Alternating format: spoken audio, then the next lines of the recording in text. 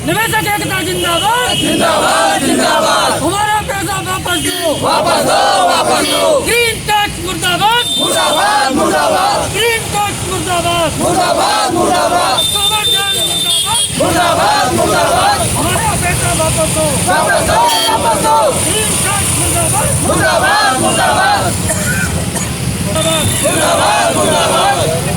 निवेशक मुर्दाबाद। Green touch मुर्दाबाद मुर्दाबाद मुर्दाबाद। ग्रीन टच मुर्दाबाद मुर्दाबाद। उस कंपनी का जो जनरल मैनेजर राजेश कुमार शर्मा बनारस का निवासी है, जबकि मथुरा की पुलिस उसे पकड़ करके ले जाती है और जेल में बंद रखती है, लेकिन यहाँ की पुलिस अभी तक उसे गिरफ्तार नहीं कर पाई है। मुझे लगता है कि पुलिस की और आरोपियों की मिली भगत है। अगर शीघ्र गिरफ्तारी नहीं हुई तो हम भूख हड़ताल से लेकर के आत्महत्या करने के लिए भी मजबूर होंगे। आप लोग इसमें कहाँ लोग यहाँ सम्मिलित हुए हैं बनारस? सब बनारस से ही हैं सब लोग। सारे लोग। वेद प्रकाश कुशवाहा, मुख्य महासचिव फील्ड वर्कर एवं निवेशक कल्याण एसोसिएशन। क्या मामला है? ग्रीन टच प्रोजेक्ट लिमिटेड एवं सोवर्जन मल्टीपर्पज कोऑपरेटिव सोसाइटी, इस कंपनी को लेकर के, इस सोसाइटी को लेकर के राजेश कुमार शर्मा जो इस कंपनी के जनरल मैनेजर हैं, वो यहाँ लेकर के आए और लेकर के आने के बाद में सैकड़ों करोड़ रुपया निवेश के नाम पर लिया। 5 साल में धन दोगुना करने का वायदा किया, लेकिन भुगतान का समय आया। यह कंपनी कलकत्ता से संचालित है। भुगतान करने का समय आया तो कंपनी के लोग भाग गए।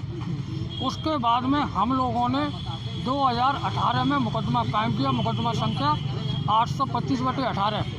लेकिन अभी तक 2 साल के कार्यकाल के दौरान उस व्यक्ति को, जो कंपनी का यहाँ स्थानीय संचालक था, कलकत्ता का तो पकड़ना दूर, स्थानीय संचालक था, राजेश कुमार शर्मा को गिरफ्तार नहीं किया गया।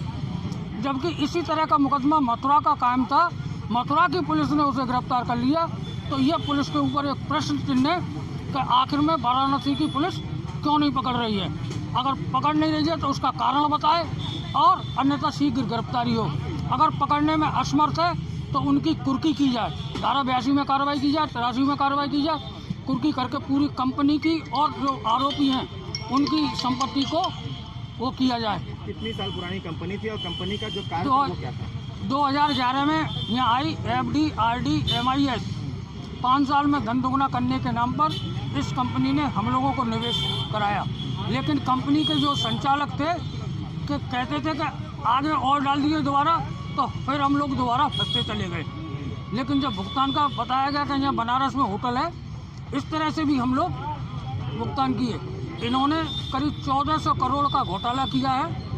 बनारस का ही करीब 150-200 करोड़ का घोटाला है, जो लोगों की धनराशि को हड़प करके बैठे हैं। कितना जमा करा रही कंपनी? एक बार में एक व्यक्ति से कितना पैसा लेती थी? जितनी सामर्थ होती थी 5000 रुपये से लेकर के लोगों ने 20-20 लाख रुपया जमा किया है।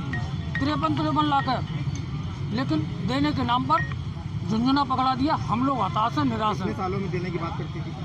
5 साल में धन दोगुना। 5 साल में। हाँ, क्या कई लोगों ने इसका फायदा भी उठाया? सभी काटा चले? फायदा क्या कि उन्होंने फिर कन्वर्जन के नाम पर 5 साल के लिए और कर दीजिए, और जब दोबारा भुगतान का समय आया तो कंपनी भाग गई।